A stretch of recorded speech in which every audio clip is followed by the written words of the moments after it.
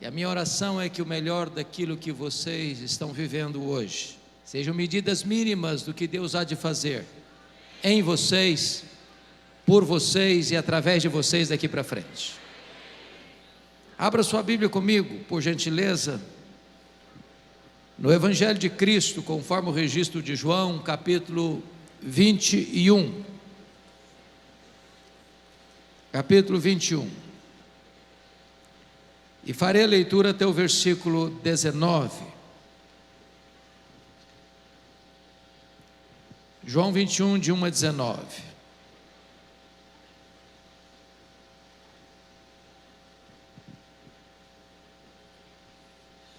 Está escrito o seguinte: depois disso tornou Jesus a manifestar-se aos discípulos junto do mar de Tiberíades, e foi assim que ele se manifestou. Estavam juntos Simão Pedro, Tomé, chamado Dídimo, Natanael, que era de Caná da Galileia, os filhos de Zebedeu e mais 2 dos seus discípulos. Disse-lhe Simão Pedro: vou pescar. Disseram-lhe os outros: também nós vamos contigo. Saíram e entraram no barco, e naquela noite nada apanharam. Mas ao clarear da madrugada estava Jesus na praia. Todavia os discípulos não reconheceram que era ele.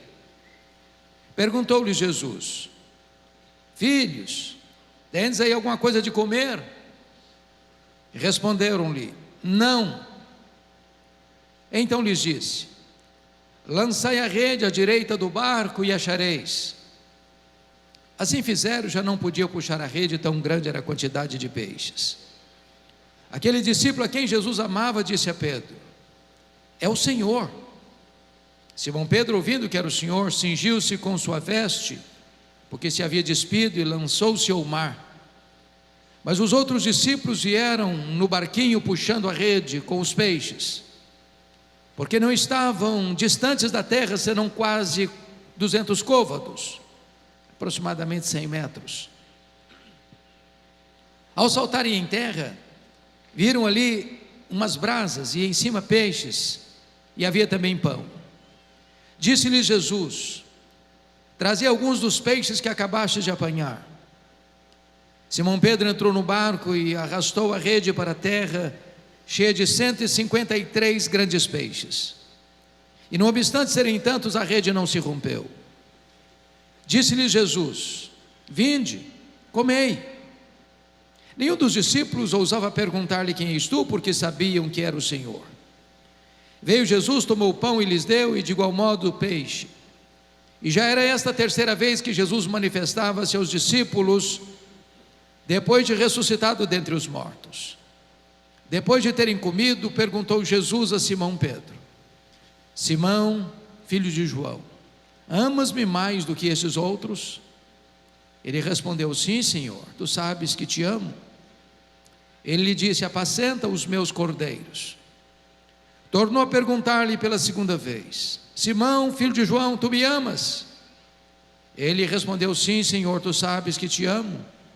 Disse-lhe Jesus: pastorei as minhas ovelhas.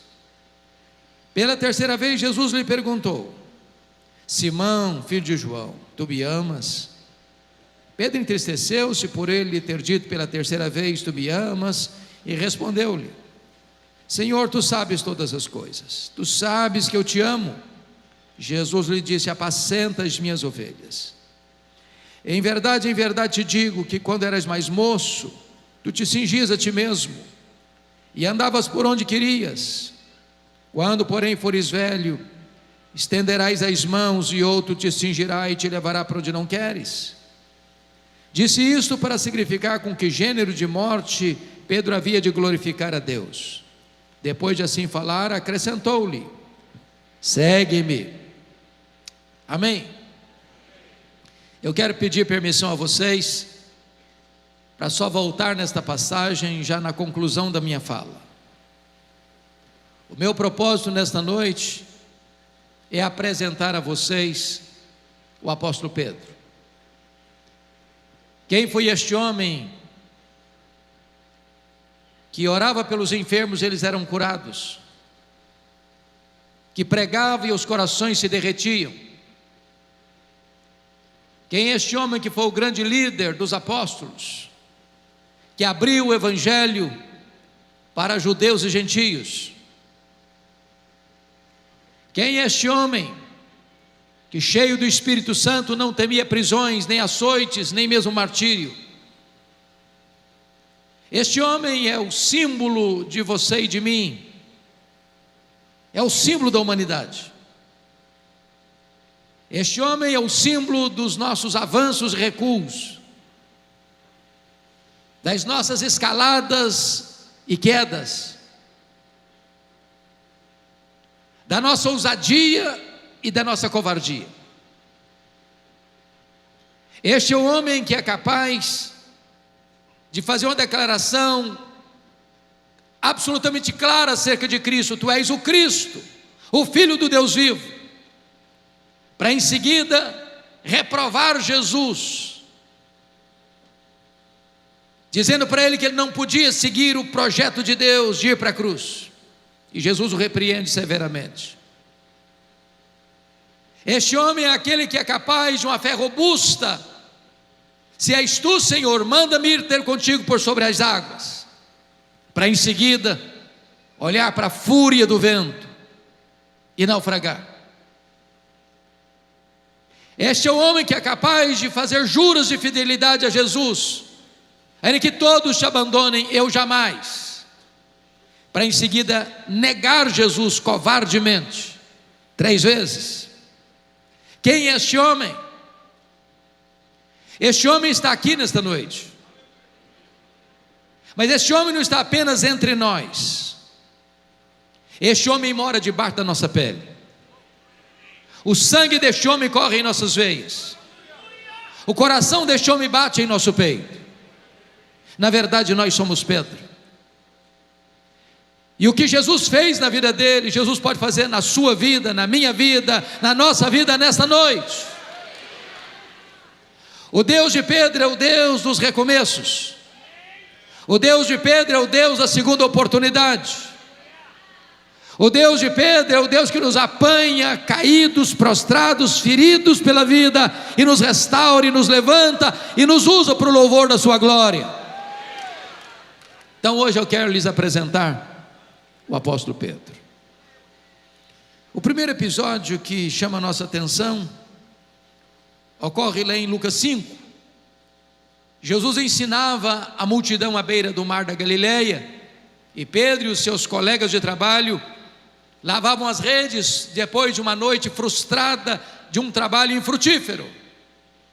E diz a Bíblia que Jesus viu 2 barcos ancorados. Um era o barco do Pedro, e Jesus propositadamente entra no barco de Pedro e diz para ele: ô Pedro, afasta o barco. E Jesus transforma aquele barco num púlpito, a água no veículo da sua voz, e ensina dali a multidão. Depois Jesus diz para Pedro assim: ô Pedro, vá para o fundo e lance as redes para pescar. Pedro, que era um profissional, deve ter dito assim: Senhor, esse negócio aqui entendo eu, aqui eu sou o cara, eu sou profissional. E eu quero dizer para o senhor que é à noite que a gente pesca, e nós trabalhamos a noite inteira, não pegamos nada, o mar não está para peixe hoje. Mas de repente acende-lhe um lampejo de fé na alma, e ele diz: mas sob a tua palavra eu lançarei as redes. E quando ele lança as redes, um cardume começa a pular, as redes começam a se romper, aquele barco não consegue reter o produto da pesca milagrosa, o outro barco precisa vir. E quando Pedro percebe que não está apenas diante de uma noite, de um dia de sorte, de uma pescaria maravilhosa, mas de um milagre grandioso, ele larga para lá o barco, ele larga para lá as redes, ele larga para lá os peixes, ele vai ao encontro de Jesus, se prostra diante de Jesus e diz: Senhor, afasta-te de mim, vai embora de mim, eu sou um pecador. E Jesus olha para ele e diz: não temas, Pedro, porque a partir de hoje eu farei de ti um pescador de homens. Pedro começa a seguir a Jesus, torna-se discípulo de Jesus, mais tarde apóstolo de Jesus. Ele escuta os grandes ensinamentos de Jesus, ele vê os extraordinários milagres de Jesus. E diz a Bíblia lá em Mateus 16, que agora Jesus está lá no extremo norte de Israel, lá nas fraldas do Monte Hermon, lá em Bânias, onde nasce o Jordão, lá em Cesareia de Filipe. E Jesus então faz uma enquete com seus discípulos perguntando: quem dizem os homens ser o Filho do Homem? Em outras palavras, o que o povo comenta a meu respeito? E os discípulos responderam: mestre, o povo não sabe nada a teu respeito. Uns dizem que tu és João Batista, outros dizem que tu és Elias, outros dizem que tu és Jeremias, outros dizem que tu és alguns dos profetas. O povo não sabe nada. Então Jesus pergunta: e vós, quem dizeis que eu sou? E Pedro, que era um líder, Pedro, que não suportava que ninguém falasse na frente dele, se levanta para falar em nome do grupo e diz: tu és o Cristo, o Filho do Deus vivo. Talvez até aguardando algum elogio de Jesus. Parabéns, Pedro, você é batuta, você tem discernimento, você é um cara antenado. Mas não foi o que Jesus disse, não. Jesus disse assim: bem-aventurado és, Pedro, porque não foi carne e sangue quem te revelaram, mas o meu Pai que está nos céus. Em outras palavras, Jesus está dizendo o seguinte: ô Pedro, você só sabe quem eu sou porque o Pai me revelou para você. Porque se o Pai não tivesse me revelado para você, assim como os outros, também você não saberia quem eu sou. E eu também te digo que tu és Pedro, e sobre esta pedra eu edificaria a minha igreja, e as portas do inferno não prevalecerão contra ela. Está aqui, meus irmãos, um dos mais importantes textos da Bíblia, de cuja correta interpretação depende o futuro do cristianismo. A grande pergunta é: quem é a pedra sobre a qual a igreja está edificada? Há 3 interpretações na história da igreja. A primeira delas é que o próprio Pedro é a pedra. 800 milhões de pessoas no mundo pensam assim. Há uma frase em latim muito conhecida: ubi Petrus, ibi ecclesia. Onde está Pedro? Aí está a igreja. A segunda interpretação é que a pedra é a declaração de Pedro: tu és o Cristo, o Filho do Deus vivo. Onde a declaração é feita, aí está o fundamento da igreja. Mas a terceira interpretação, penso eu, que é subscrita por todos nós, ou se não pela maioria de nós, é que o próprio Cristo é a pedra fundamental sobre a qual a igreja está edificada. E o texto nos leva a essa conclusão. Se não, vejamos, na língua grega que foi escrito o Novo Testamento, há uma espécie de trocadilho entre a palavra pedra e a palavra Pedro. A palavra pedra é Petra, é rocha inabalável. A palavra Pedro é Petros, é fragmento de pedra arrancado de um maciço rochoso. A palavra Petra é uma metáfora usada apenas para Deus, jamais para um ser humano. Então o que Jesus está dizendo é o seguinte: eu também te digo que tu és um fragmento de pedra, mas sobre esta rocha inabalável que sou eu edificarei a minha igreja. Mas também o pronome demonstrativo nos ajuda a entender. Vocês, jovens estudantes, e todo esse maravilhoso auditório sabe disso, a diferença entre esta e essa. No inglês, this, that. A mesma coisa no grego. Por exemplo, eu estou com a minha Bíblia, eu digo esta Bíblia. Se eu coloco a minha Bíblia no púlpito e me afasto, eu digo essa Bíblia. Se Jesus tivesse a intenção de dizer que Pedro era pedra, ele teria dito: eu também te digo que tu és Petros, e sobre essa pedra eu edificarei minha igreja. Mas não foi o que ele disse. Eu também te digo que tu és Petros, fragmento de pedra, mas sobre esta pedra, esta rocha, eu edificarei a minha igreja. Então Jesus está fazendo 4 declarações aqui. Primeiro, Ele é o fundamento da igreja. O apóstolo Pedro entendeu tanto isso que no seu sermão em Jerusalém, ele diz que Jesus e não ele é a pedra. Também ele afirma isso na sua primeira carta, dizendo que Cristo é a pedra, o fundamento. O apóstolo Paulo, entendendo assim, disse lá em 1 Coríntios 3,11: ninguém pode lançar outro fundamento além daquele que já foi posto, o qual é Cristo Jesus. E na primeira carta aos Coríntios 10,4 ele diz: Cristo é a pedra, então o fundamento da igreja é Cristo. Mas mais, Jesus também é o dono da igreja. Ele diz: cara, é a minha igreja. A igreja não é sua, a igreja não é minha, a igreja não é nossa. A igreja tem dono, e o dono da igreja tem marca de cravos em suas mãos. Eu estava, pastor Felipe, lá em Campinas, visitando o pastor Aguiar Valvassouras, um querido pastor, um homem de Deus, pastor da igreja do Nazareno. E ele estava me levando para conhecer um novo projeto da igreja. E tinha um colega, pastor nazareno, muito jovem, começando o ministério, sentado no banco de trás. E na medida que caminhávamos, ele dirigindo o carro e eu do lado dele, o pastor jovem dizendo, falando muito, mas várias vezes, dezenas de vezes: minha igreja, minha igreja, minha igreja, minha igreja, minha igreja, minha igreja. E lá pelas tantas, o pastor Aguiar Valvassouras fez esse gesto, botou a mão para trás, com outra mão no volante, e disse: filho, bota a mão aqui. E eu pensei: vem coisa aí. Quando o pastor botou a mão, ele passou a mão assim na palma da mão do pastor e disse: meu filho, eu não estou vendo marca de cravos aqui. Não precisa falar mais nada. O dono da igreja tem marca de cravos em suas mãos. Terceiro, Jesus não apenas é o fundamento da igreja, o dono da igreja, Ele é o edificador da igreja. Eu edificarei a minha igreja. Quem edifica a igreja não é você, não sou eu, não somos nós. Quem edifica a igreja é o próprio Senhor Jesus. A salvação é obra dEle.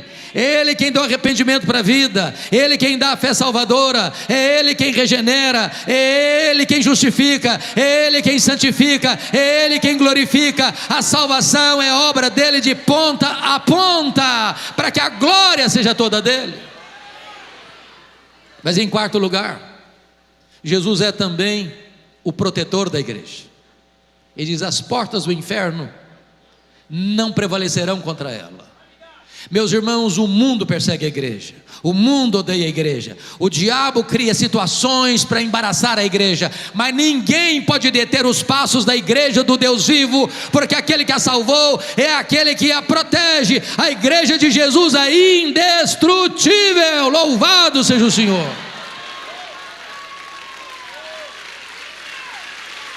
Diz a Bíblia que agora que Jesus esclarece para os discípulos quem Ele passa para uma nova fase do seu ensino, que ele nunca tinha falado até então. Agora Ele mostra para os discípulos que era necessário que Ele subisse para Jerusalém, fosse entregue nas mãos dos principais sacerdotes, para ser crucificado. E quando Pedro escuta isso, diz o texto, que ele chama Jesus à parte e diz: Jesus, vem cá um pouquinho, vem cá um pouquinho. E passa a reprovar a Jesus.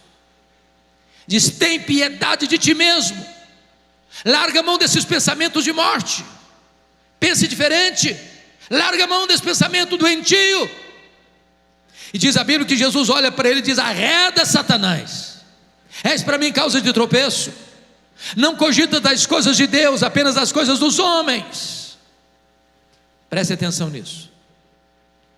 Se Pedro fosse o fundamento da igreja, a igreja estaria edificada sobre areia movediça. Bendito seja Deus, porque a igreja está edificada sobre uma rocha que não se abala. Mas o que é que Jesus não quis dizer? Vamos entender isso. Primeiro, Jesus não está chamando Pedro de Satanás. Segundo, Jesus não está dizendo que Pedro está endemoniado. Terceiro, Jesus não está mandando Pedro arredar, Jesus está mandando Satanás arredar. Porque se nós não entendermos isso, a gente vai dizer assim: arreda, Pedro, aí o Satanás fica.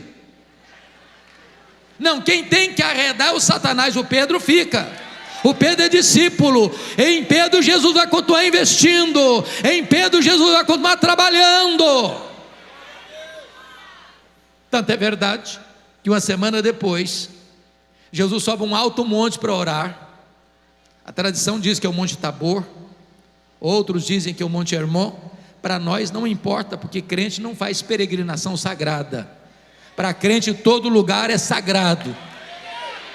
Mas diz a Bíblia que Jesus sobe o monte para orar, e lá ele se transfigura, e aparecem conversando com ele em glória Moisés e Elias, representantes da lei e dos profetas.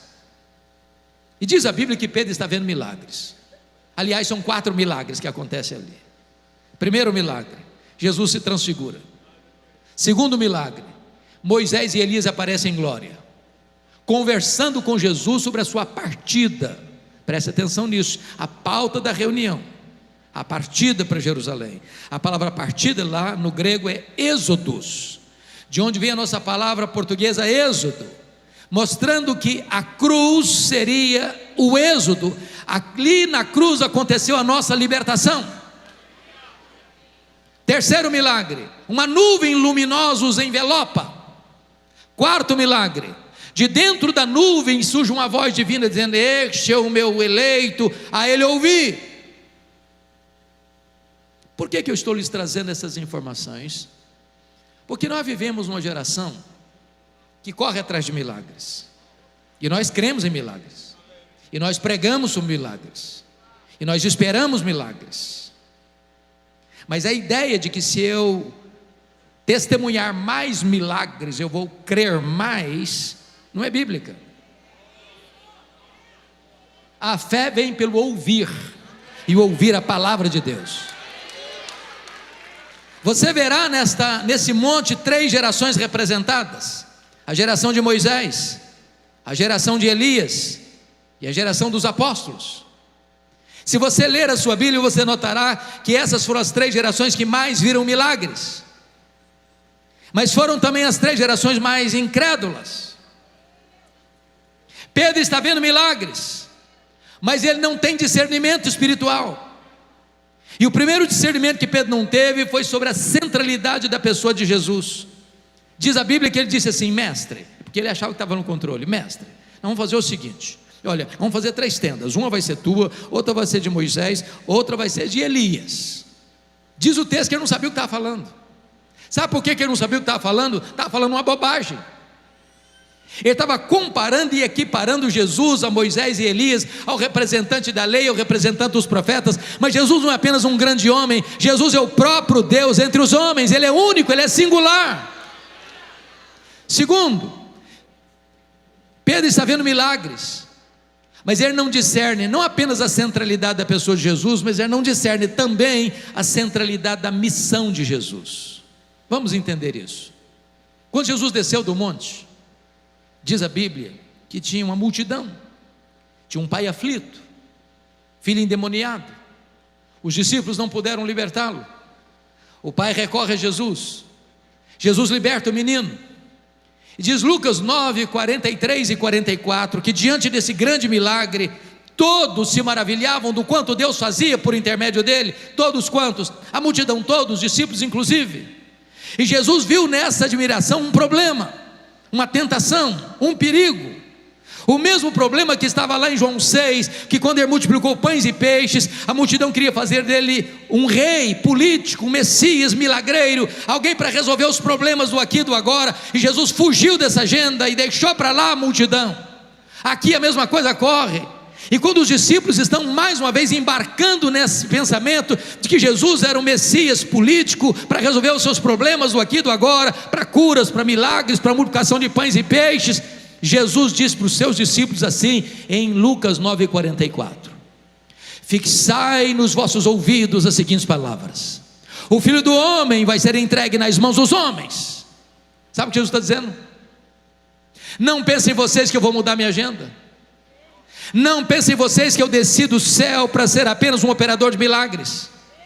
Não pensem vocês que eu vim ao mundo apenas para resolver os seus problemas do aqui e do agora. Eu vim do céu para ir para a cruz, e é para a cruz que eu estou indo, e esta é a agenda do Pai que está traçada na eternidade, e eu não vou fugir dessa agenda. Entendam isso, eu estou indo para a cruz. Mas Lucas 9,45 diz que os discípulos não entenderam isso. vendo milagres, sem saber quem é Jesus e o que ele veio fazer. Diz Lucas 9, 51 e 53, que quando Jesus desce do monte, todos podiam perceber no rosto dele que ele estava indo para Jerusalém, indo para morrer, e ele sabia disso. E agora diz a Escritura que ele está chegando em Jerusalém, a multidão o acompanha, uma outra multidão o espera, e ele entra pelo Monte das Oliveiras, vai descendo o Monte das Oliveiras, vai cruzando o Vale do Cedron, vai subindo as encostas do Monte Moriá, lá está a entrada da cidade. Diz Lucas que o povo canta e Jesus chora convulsivamente. Chora porque Jerusalém não aproveitou o tempo da sua visitação. Chora porque Jerusalém matou os profetas e haveria de crucificá-lo. Chora porque Jerusalém seria entregue nas mãos dos romanos e seria arrasada e devastada até os fundamentos.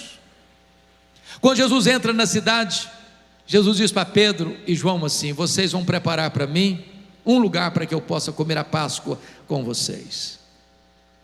Prepara um cenáculo no Monte Sião.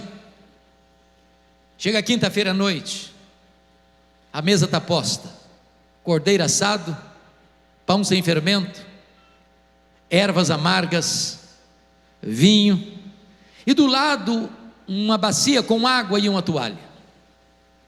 Isso porque não se sentava à mesa sem lavar os pés, porque as mesas eram baixas, não dá para esconder os pés como as nossas mesas de hoje. Sapatos eram alpargatas de couro cru abertas, e Jerusalém fica num deserto. A pessoa sentava e botava o pé bem próximo do rosto daquele que está do seu lado. Mas lavar os pés era um trabalho de escravo, e os discípulos eram muito orgulhosos para lavar os pés uns dos outros, ou até mesmo os seus próprios. Então diz a Bíblia que eles se assentam à mesa sem lavar os pés.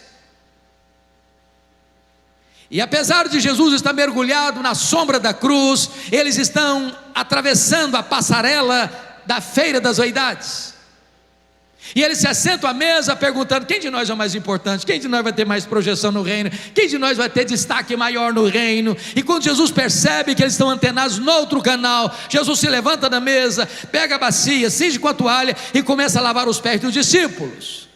Ou constrangimento, ou tapa de luva. Imagine Jesus lavando os pés de Mateus, de Tomé, de Judas Iscariotes.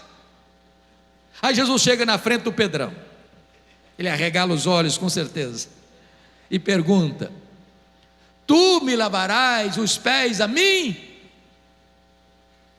E Jesus responde: o que eu faço agora tu não entendes, entendê-lo-ás depois. Ele era 880 e disse: Senhor, ó, devo dizer uma coisa, os meus pés tu não vais lavar, eu não vou permitir que tu te humilhes a esse ponto. Não, os meus pés não, os meus não, o senhor não vai lavar meus pés. Pronto, está decidido. E Jesus disse para ele: se eu não te lavar os pés, tu não tens parte comigo. Aí ele diz: ah, Senhor, então faz o seguinte, o senhor lava os pés, o senhor lava as mãos, o senhor lava a cabeça, o senhor me dá um banho completo então. Aí Jesus: não, Pedro, agora é você que não está entendendo. Todos vocês já estão limpos, exceto um. Jesus está se referindo a Judas Iscariotes.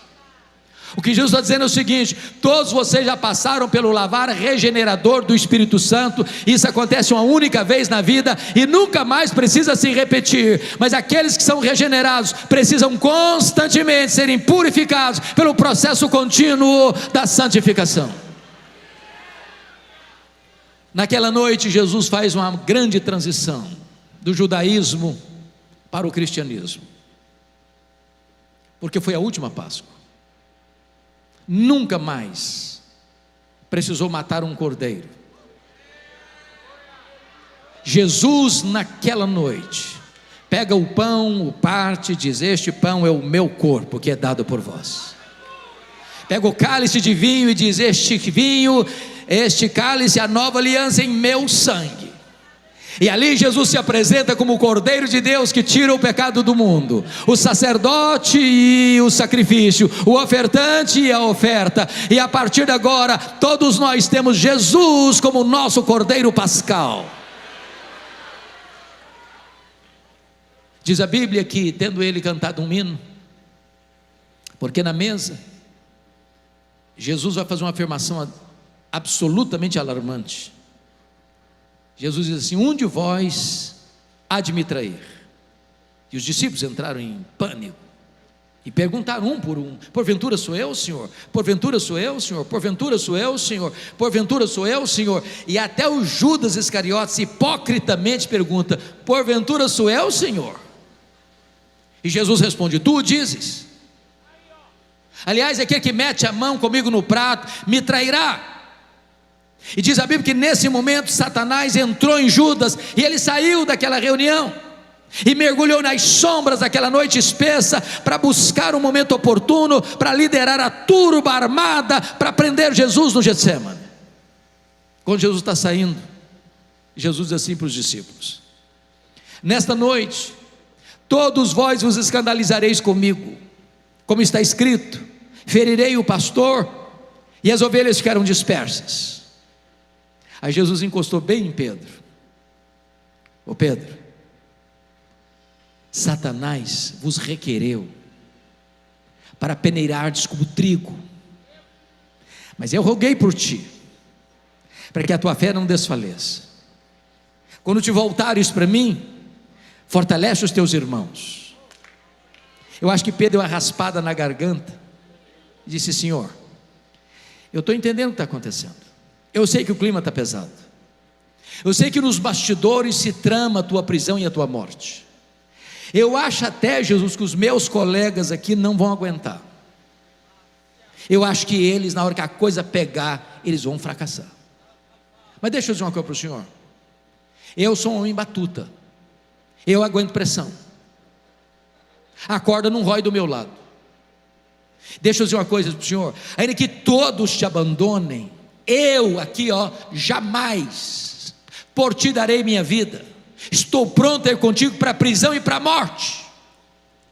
E Jesus olha firme para ele e diz: pois em verdade te digo que nesta mesma noite, antes que o galo cante, tu me negarás 3 vezes. Acho que o Pedrão calou.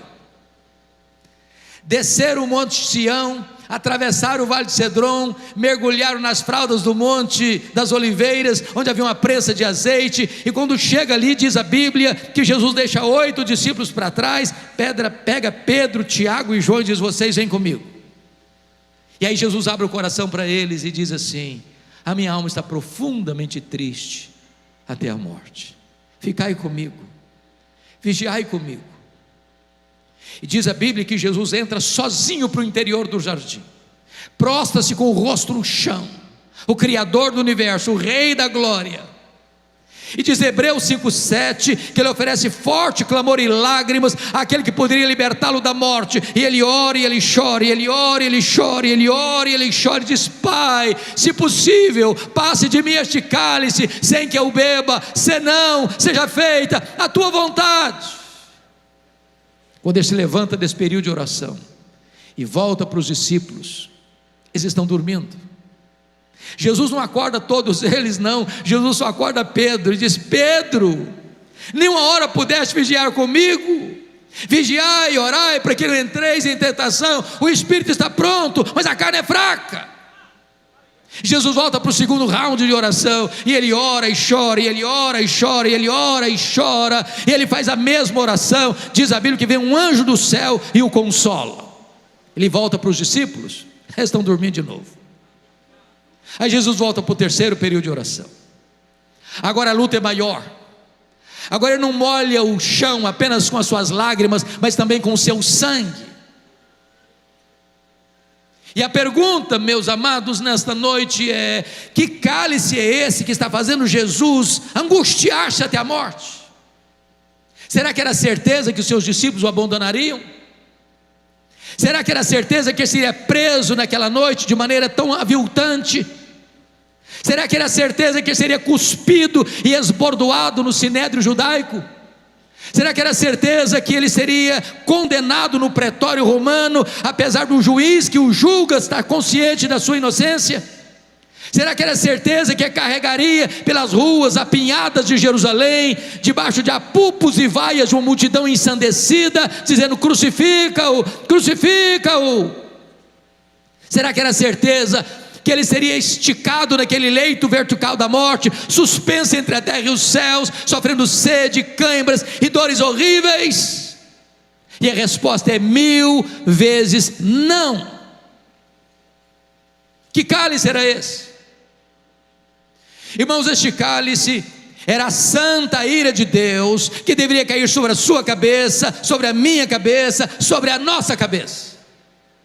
Este cálice era a certeza de que ele, sendo amado do Pai, ele seria rejeitado naquela cruz e gritaria: Deus meu, por que me desamparaste? Este cálice era a consciência que ele, sendo santo, seria feito pecado por nós, sendo ele bendito eternamente, seria feito maldição por nós. Era a certeza de que o próprio Pai viraria o rosto dele e aplicaria nele o golpe da lei que devia cair sobre nós, porque o Pai lançou sobre ele a iniquidade de todos nós e agradou ao Pai moê-lo naquela cruz.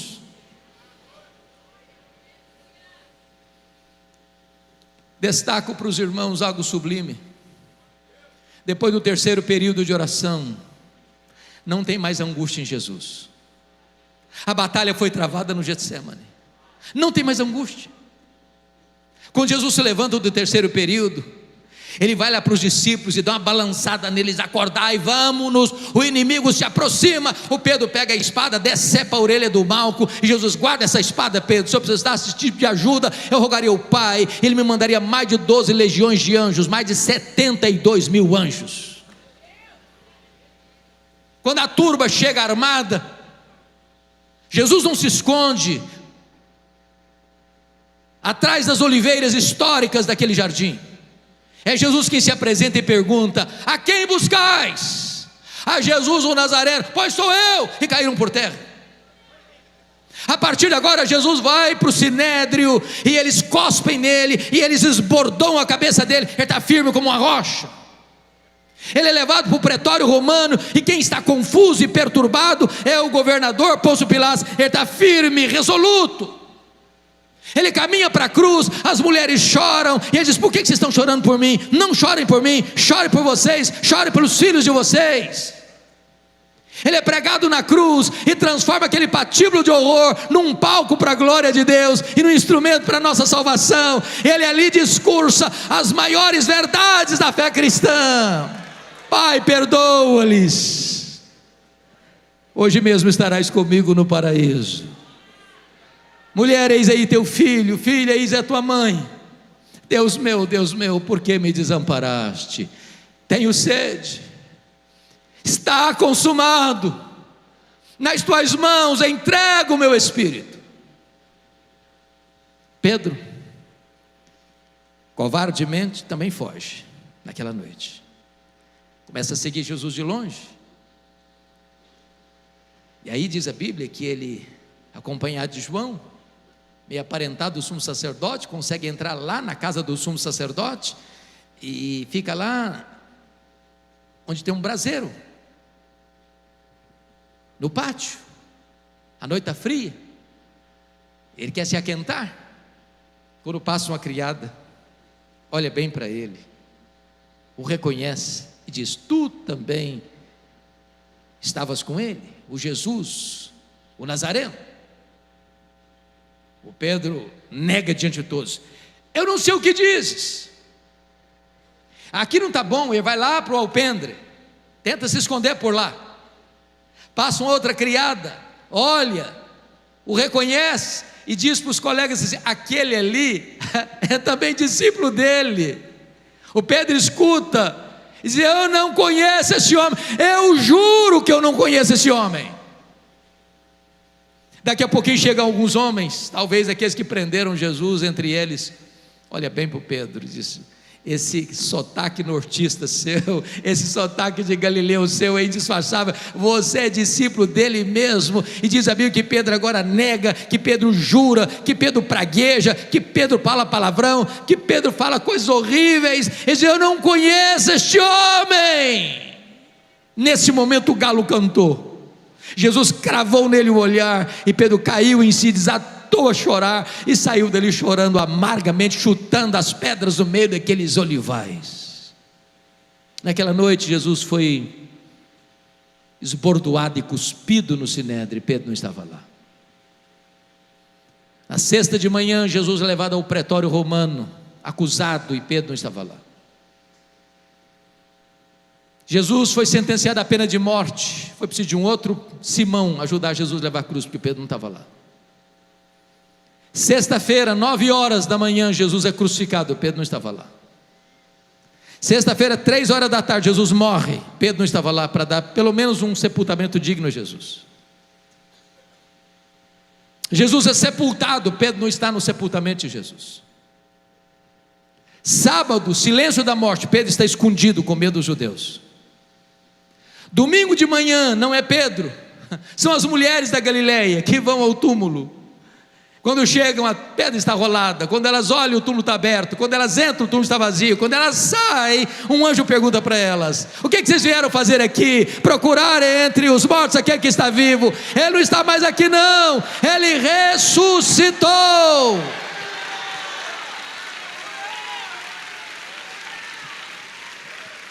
E o anjo disse para as mulheres assim: tem um recado aqui dele: ide dizei aos seus discípulos e a Pedro que ele irá adiante de vós para Galileia, lá o vereis como ele vos disse. Por que a menção do Pedro, se ele já era discípulo e o primeiro deles? É porque Jesus sabia que Pedro havia desistido.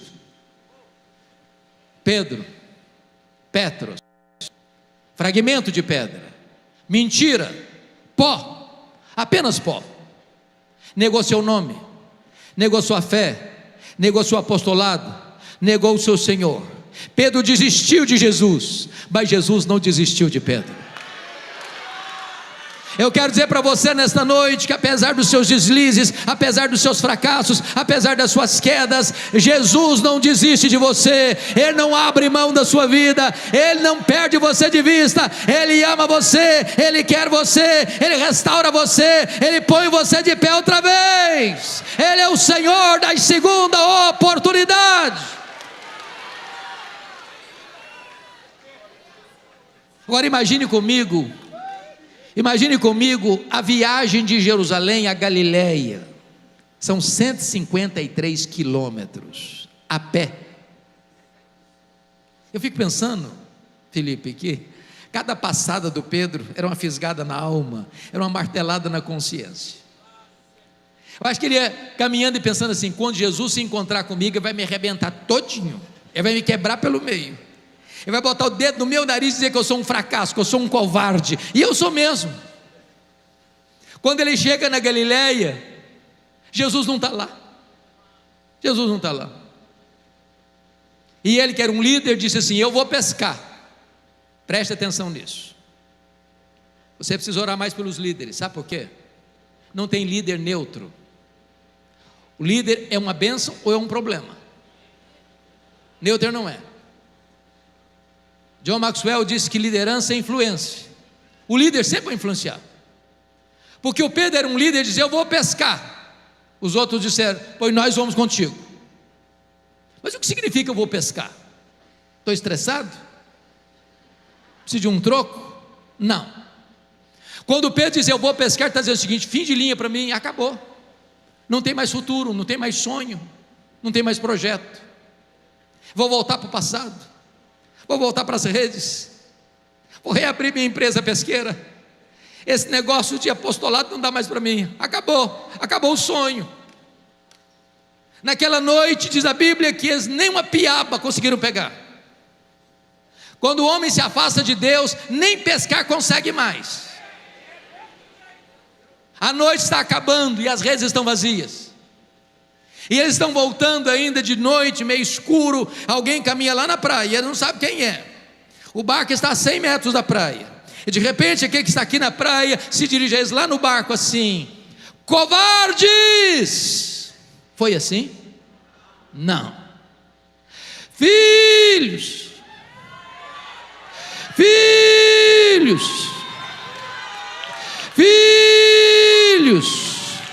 para um bando de covardes, covardes, para um bando de desertores. É assim que Ele trata você, é assim que Ele trata a mim. Apesar dos nossos deslizes, apesar dos nossos fracassos, Ele nos chama de filhos. Filhos, tendes aí alguma coisa de comer? Eles responderam: não. É claro que Jesus não precisava dessa informação.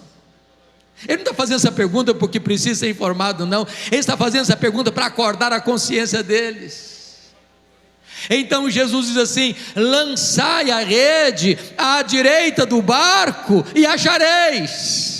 Aquele a quem servimos nesta noite, a quem estamos agradecendo pelos 10 anos dessa igreja nesta noite, é o Deus que manda no céu, é o Deus que manda na terra, é o Deus que manda no mar. E o Senhor empurra um cardume de 153 peixes selecionados para o lado direito do barco, e quando eles lançam as redes, os peixes começam a pular, e João diz: ô Pedro, é o Senhor, Ele chegou, é Ele, Pedro, Ele está aqui, Pedro. E Pedro mais uma vez, larga para lá o barco, larga para lá as redes, larga para lá os peixes, nada 100 metros, coração acelerado, e diz: agora Ele vai me quebrar, Ele vai me arrebentar todo. E quando ele chega na praia, um susto, ele vê um braseiro com pão e com peixe. Só tem 2 lugares no Novo Testamento onde aparece a palavra braseiro. Foi onde Pedro negou Jesus e onde Pedro foi restaurado por Jesus. Sabe por que Jesus plantou aquele braseiro ali? Para armar a cena da queda do Pedro, para curar a memória do Pedro, a psique do Pedro, e dizer: meu filho, sabe por que eu botei esse braseiro aqui? Para dizer para você uma coisa: na mesma geografia, no mesmo cenário que você me negou, você vai ter chance de me confessar. Aonde você caiu, eu vou te levantar. Aonde você for um problema, você vai ser uma solução. Aonde você fracassou, eu vou restaurar a sua vida. Sabem por quê? Porque a graça de Deus é maior do que o nosso pecado.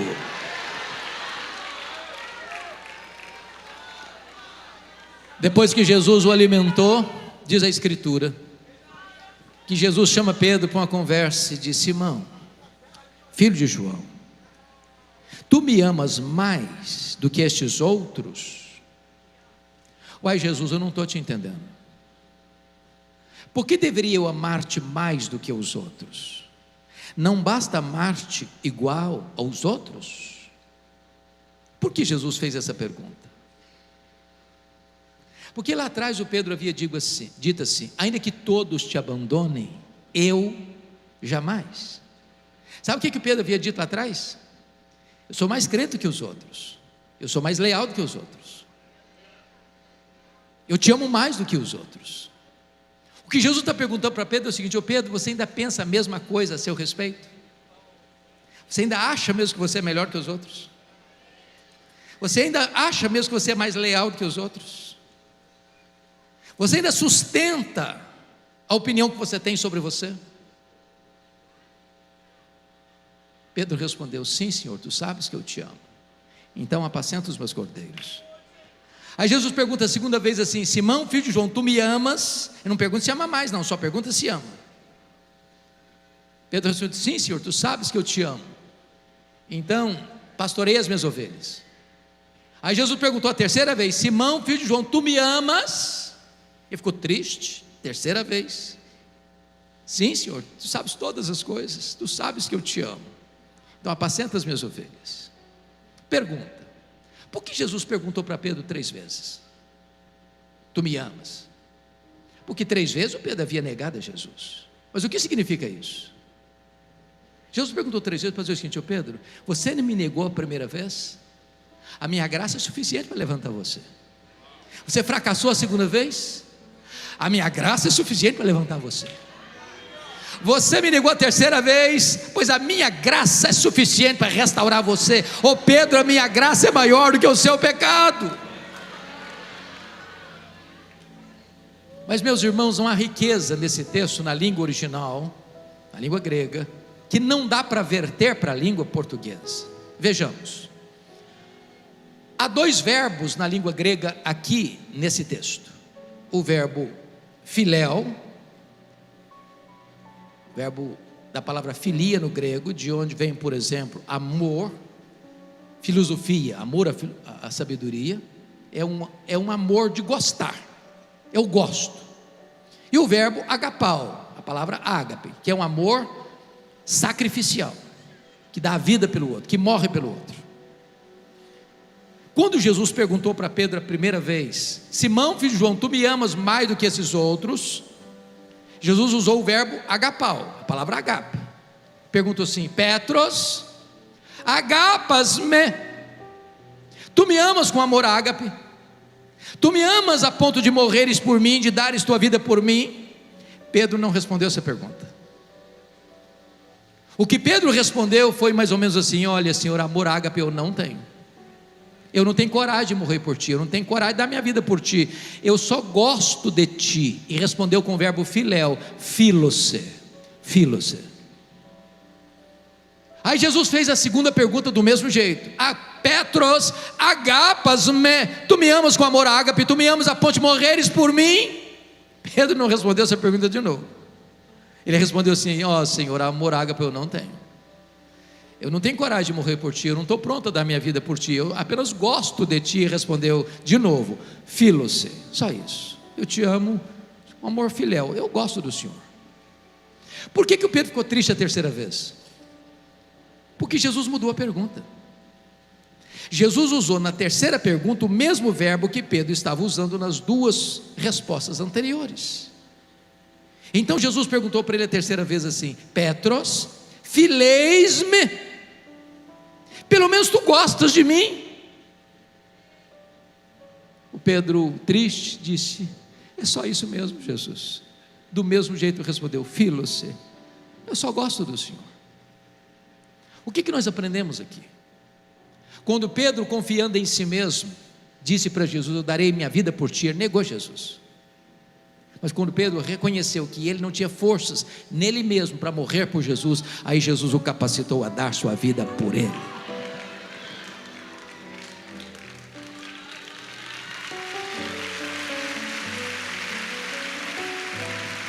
Mas notem, meus irmãos, que Jesus está apenas aqui restaurando a vida de Pedro. Jesus está também restaurando o ministério de Pedro.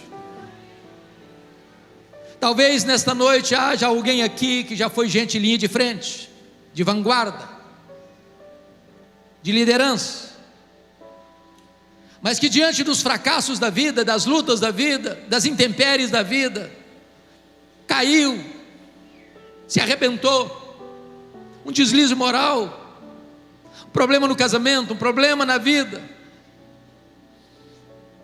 e começou a voltar para suas redes, para o seu passado, diz: para mim não tem mais jeito, para mim não tem mais esperança. E eu quero dizer para você nesta noite que Jesus está aqui hoje para colocar de volta o cajado de pastor na sua mão, para restaurar seu ministério, para restaurar seus sonhos, para restaurar a sua vida, para colocar você de pé, para você ser uma bênção. A partir de agora, irmãos, Pedro é um outro homem. A partir de agora Pedro é um homem cheio do Espírito Santo. A partir de agora Pedro é um homem de oração. A partir de agora Pedro prega, os corações se derretem. A partir de agora Pedro ora e os enfermos são curados. A partir de agora Pedro lidera a obra da evangelização. A partir de agora Pedro é um gigante de Deus. E é depois que Pedro escuta isso de Jesus, que Jesus leva Pedro para o versículo 18. Olha comigo o versículo 18. Está escrito o seguinte: em verdade te digo, que quando eras mais moço, tu te cingias a ti mesmo, e andavas por onde querias. Quando porém fores velho, estenderás as mãos, e outro te cingirá, te pregará, te crucificará, te levará para onde não queres. Disse isto, verso 19, para significar com que gênero de morte Pedro havia de glorificar a Deus. Depois de assim falar, acrescentou-lhe: segue-me. Sabe o que Jesus está dizendo para Pedro? Ô Pedro, você se lembra naquele dia que você falou que estava pronto a morrer por mim? Daria sua vida por mim? Pois é, Pedro, esse dia vai chegar. Não é agora não. É quando você ficar velho. E eu fico imaginando que Pedro, sem a graça de Deus, talvez sairia dessa conversa para uma clínica psiquiátrica, para um divã. Você já pensou nisso? Pedro chegava em casa, ele era casado, dava um abraço na esposa, passava aquele filme na cabeça dele: quando você ficar velho, você vai morrer crucificado. Terminava de pregar um sermão abençoado, passava na cabeça dele assim: quando você ficar velho, você vai morrer crucificado. Nas férias, não tinha férias na época, viu? Aquela casa de montanha, ou naquela casebre da beira da praia, passava um filme: quando você ficar velho, você vai morrer crucificado. Não, ele nunca teve esse drama. Aliás, ele conta para nós o que aconteceu no final. Você quer saber como é que ele encarou isso? E eu termino aqui. Abra sua Bíblia aí em 2 de Pedro, capítulo 1, versos 14 e 15. Ele conta para nós como é que aconteceu isso, como é que ele encarou isso, a hora da morte. Veja lá comigo, segunda carta de Pedro, capítulo 1, 14. Ele diz assim: certo de que estou prestes a deixar o meu tabernáculo. Essa é a mesma expressão de Paulo: estou já sendo oferecido por libação. Certo de que estou prestes a deixar o meu corpo, ou seja, estou prestes a morrer, como efetivamente nosso Senhor Jesus Cristo me revelou. Jesus revelou quando ele ia morrer, na velhice. Jesus revelou a forma que ele ia morrer, crucificado. E Jesus revelou o propósito dele morrer crucificado: glorificar a Deus com a sua morte. Então não tem nenhuma morte mais profetizada na Bíblia que a morte de Pedro. Mas como é que ele encarou isso? Mas, versículo 15: de minha parte, esforçar-me-ei, de que maneira? Diligentemente, por fazer que a todo tempo, mesmo depois da minha morte, mesmo depois da minha partida, conserveis lembrança de tudo. Sabe o que ele está dizendo? Roma vai me matar, eu vou ser crucificado, mas Roma não tem poder de calar a minha voz. A voz do Evangelho vai continuar ecoando e ressoando pelo desdobrar das gerações. Pedro vai morrer, mas a pregação de Pedro vai continuar. Esse auditório hoje é uma prova disso. A voz do Evangelho não pode ser calada.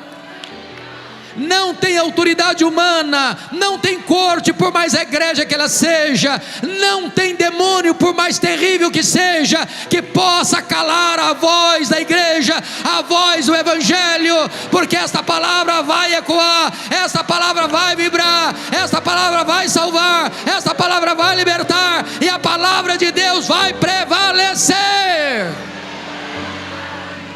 Deus sepulta os seus obreiros, mas a sua obra continua, a sua obra continua, a sua obra continua.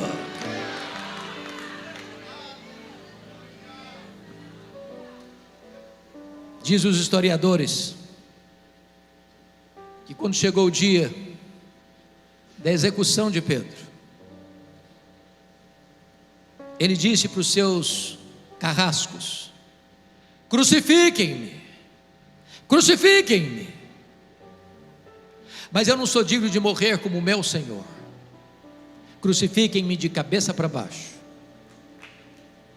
E com esse gênero de morte, ele glorificou a Deus. Meus irmãos, nós estamos vivendo dias complexos. Posso talvez não fazer uma leitura tão nítida, mas eu creio que o cerco está fechando. Não tem espaço mais para crentes covardes.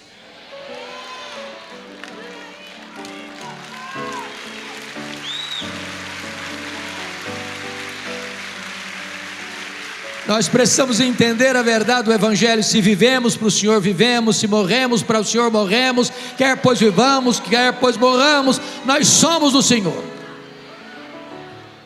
Que aqui se levante um exército de crentes cheios do Espírito Santo, valentes, ousados, corajosos, prontos a viver e prontos a morrer por causa do Evangelho. Que Deus abençoe esta amada igreja. Amém.